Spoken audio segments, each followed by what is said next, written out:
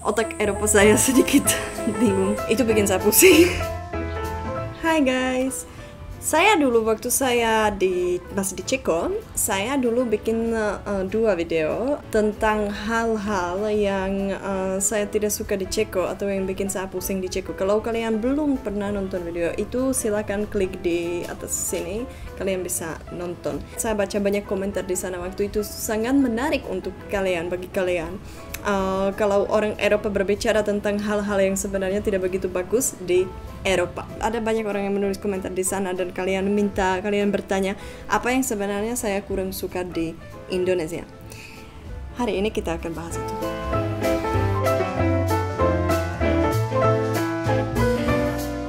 Oke, pada awalnya saya mau bilang bahwa kalau kalian tidak minta konten seperti ini, saya tidak akan buat konten seperti ini karena sebenarnya saya senang, apalagi sekarang saya ada di Indonesia, saya senang di sini dan saya tidak suka mengkritik. Saya juga tidak begitu senang waktu saya bikin video itu tentang Ceko ya, karena di sana saya juga tidak suka mengkritik karena saya tahu, apalagi kan saya pernah kuliah di universitas jurusan antropologi. Artinya tentang budaya, dan saya tahu bahwa di setiap tempat, setiap budaya ada sesuatu yang sangat positif dan bagus, tapi ada pasti sesuatu yang juga tidak terlalu bagus. Saya belajar bahwa ada banyak hal di Indonesia yang jauh lebih bagus daripada di Ceko, dan di Ceko sebaliknya ada juga beberapa hal yang lebih bagus daripada di Indonesia. Jadi saya bikin video ini karena kalian minta, tapi saya berharap bahwa kalian bisa menganggap video ini hanya sebagai pendapat saya, orang asing yang sudah cukup tahu tentang Indonesia, sudah cukup lama tinggal di Indonesia, di berbagai wilayah juga. Apa pendapat saya tentang beberapa hal di sini kalau dibandingkan dengan yang di Eropa. Ya, tapi saya berharap tidak ada yang tersinggung karena yang saya sudah bilang, di setiap negara kita pasti menemukan sesuatu yang sedikit aneh, tapi yang penting itu aneh bagi saya karena saya orang asing dan saya pasti membandingkan itu dengan yang ada di negara saya. Kalau kalian datang ke Ceko, pasti ada juga beberapa hal yang menurut kalian aneh di sana, tapi menurut kami itu biasa saja. Hal yang pertama itu ketika orang jalan kaki memang di jalan yang khususnya untuk kendaraan di mana tidak ada trotoar. Jadi kalian hanya seperti jalan kaki di pinggir jalan kan?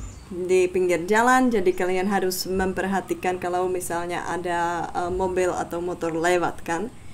Yang menurut saya aneh di Indonesia, bahwa di sini kalau ada pejalan kaki, dia jalan dia jalan di sebelah kiri, dia lewat di arah yang sama atau di bagian jalan yang sama seperti mobil atau motor yang lewat. Oke, secara logika itu sebenarnya masuk akal kan, seperti semua hanya ikut satu arah begini, di sini mereka ikut arah begini. Tapi kalau saya jalan dan ada mobil atau motor dari belakang, saya tidak lihat. Saya benar-benar harus perhatikan karena kalau saya tidak perhatikan dia bisa tabrak saya. Sedangkan kalau di Eropa yang memang diajarkan, kami diajarkan sejak kecil, itu terbalik. Jadi kami jalan, kami melawan arah.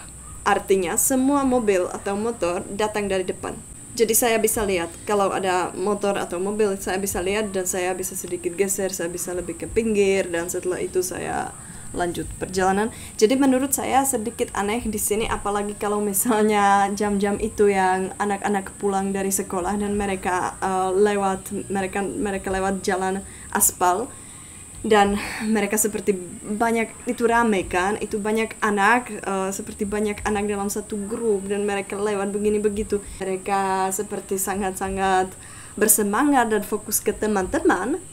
Mereka tidak terlalu fokus ke jalan, tapi semua kendaraan datang dari belakang. Jadi gampang ditabrak atau apa, kita memang harus pakai klakson. Ini mungkin salah satu alasan kenapa di sini kalian lebih terbiasa pakai klakson ya. Bel.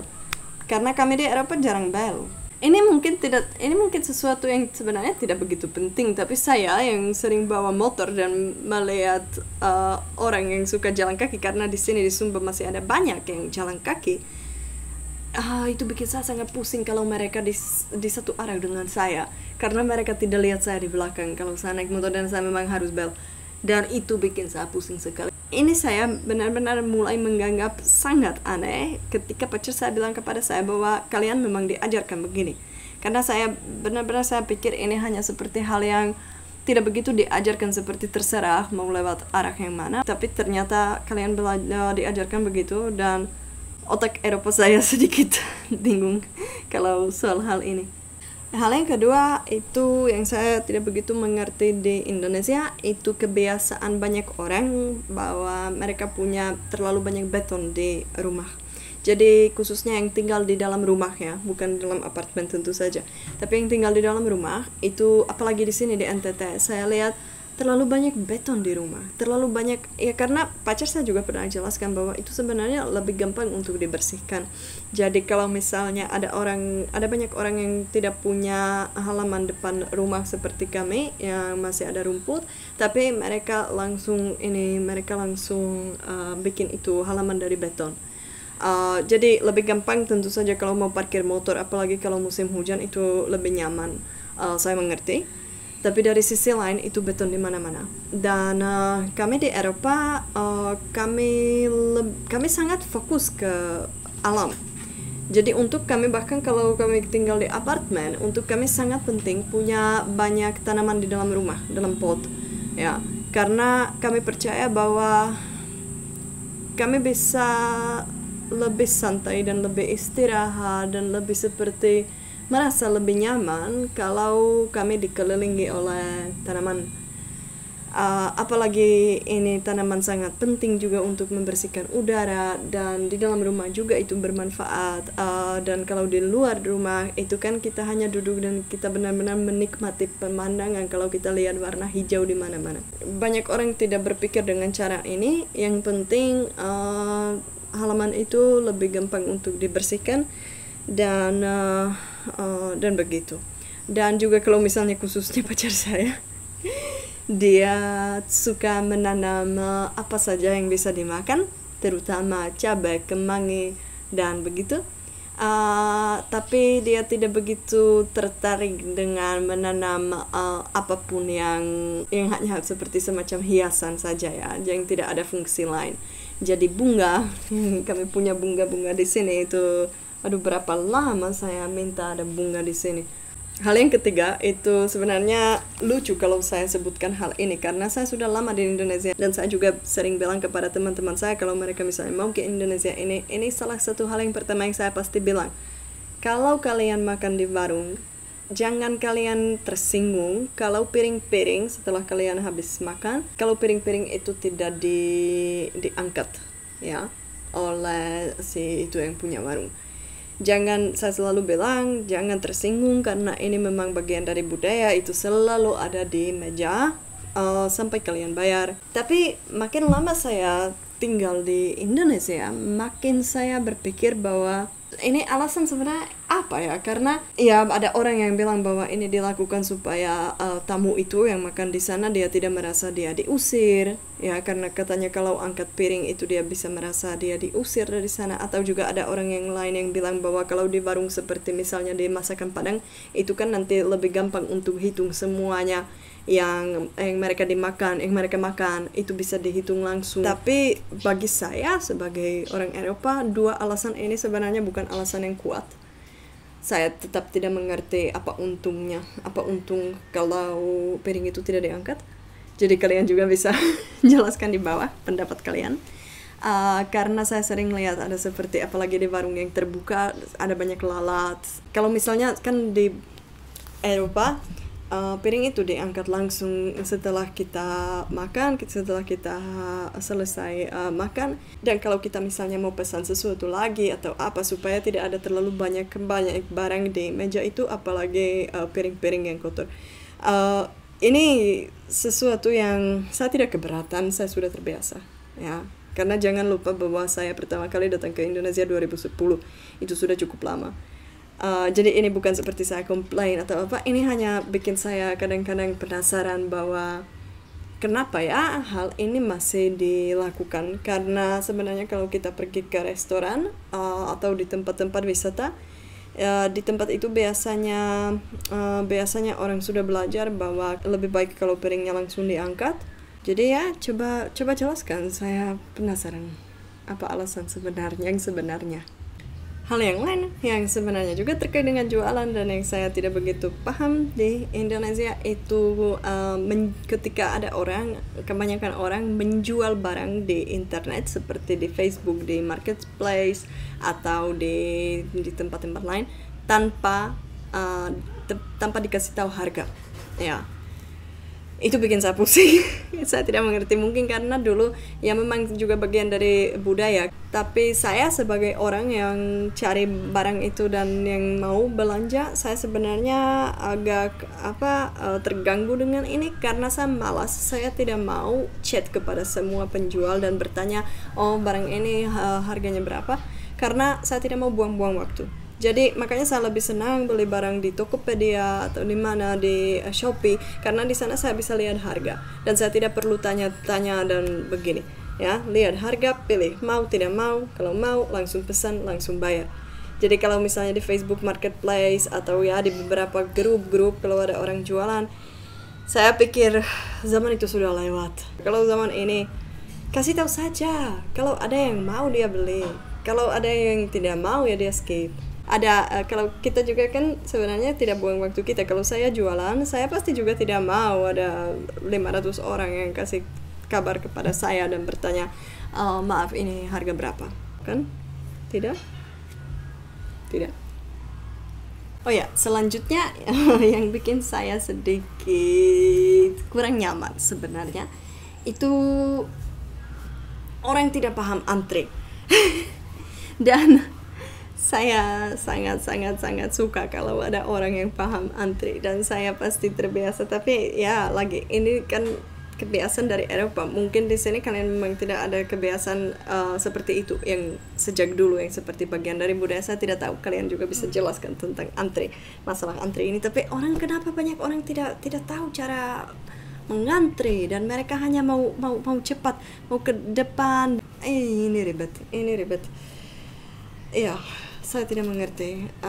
Apalagi yang kalau misalnya kita di bank atau ya misalnya juga di rumah sakit, dan kita kan bahas sesuatu yang private kan. Artinya kita pasti tidak mau ada orang yang lain yang dengar. Oke, dan hal ini yang terakhir tidak begitu lucu sebenarnya, yang hal-hal yang sebelumnya yang saya sebutkan. Ini menurut saya sebenarnya masalah yang cukup besar, dan itu tentang sampah.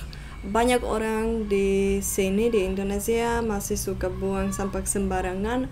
Hanya seperti saya misalnya lihat ada orang yang naik mobil, dia habis minum ini, dia habiskan aqua, botolnya kosong, dia langsung begini, dia buang dari mobilnya. Itu saya tidak suka. Dan apalagi orang yang masih bakar sampah. Saya tahu di Indonesia sudah ada aturan bahwa sebenarnya tidak boleh bakar sampah, tapi kalau misalnya di sini di NTT itu masih masalah yang sangat besar. Apalagi di sini di Sumba, di Bangapu, kami tinggal di pinggir kota, dan di sini memang tidak ada mobil yang datang angkat sampah. Di sini tidak ada solusi, belum ada solusi. Jadi di sini memang setiap orang yang ada di sini pasti bakar sampah di depan rumah. Saya hanya berharap ini bisa cepat berubah karena ini sangat tidak bagus untuk lingkungan dan juga untuk kesehatan. Apalagi saya lihat kadang-kadang ada anak kecil yang bermain dekat tempat sampah yang baru saja dibakar. Jadi anak itu bernafas asap itu, dan itu sebenarnya jauh lebih berbahaya daripada asap dari rokok. Dan saya juga pernah lihat, tapi itu di Bali, itu salah satu teman saya yang di Bali, dia waktu barbecue dia bikin ayam goreng atau apa, dan mereka waktu bakar batu bara itu mereka juga tambahkan plastik dari botol dan kantong, dan itu mereka bakar dan mereka sudah taruh daging di atas, dan itu kan bahaya sekali kalau kita makan daging yang dibuat dengan cara ini ya, karena itu sangat toksik. HP saya mati. Jadi Saya hanya mau bilang bahwa poin yang terakhir itu sesuatu yang sangat penting, tapi saya tidak begitu mau bahas itu dalam video ini karena ini sebenarnya video yang seharusnya sedikit lucu ya, seperti kalian belajar apa pendapat bule tentang beberapa hal yang tadi saya sebutkan, karena ini tentang perbedaan budaya. Tapi poin yang terakhir menurut saya lebih serius dan memang harus cari solusi. Oke, dan ini saja. Saya berharap bahwa tidak ada yang tersinggung, dan saya berharap kalian bisa menganggap video ini hanya semacam sebagai sesuatu yang hanya menarik karena ini tentang pertukaran pendapat, dan sebenarnya saya ingin membuka diskusi karena saya tahu bahwa semua yang saya tadi sebutkan itu juga sebenarnya tidak berlaku di seluruh Indonesia atau untuk setiap orang di Indonesia. Saya ingin tahu pendapat-pendapat kalian tentang poin-poin ini, jadi jangan lupa menulis komentar di bawah. Dan kalau kalian suka video ini, jangan lupa kasih like, dan sampai ketemu lain kali. Dadah.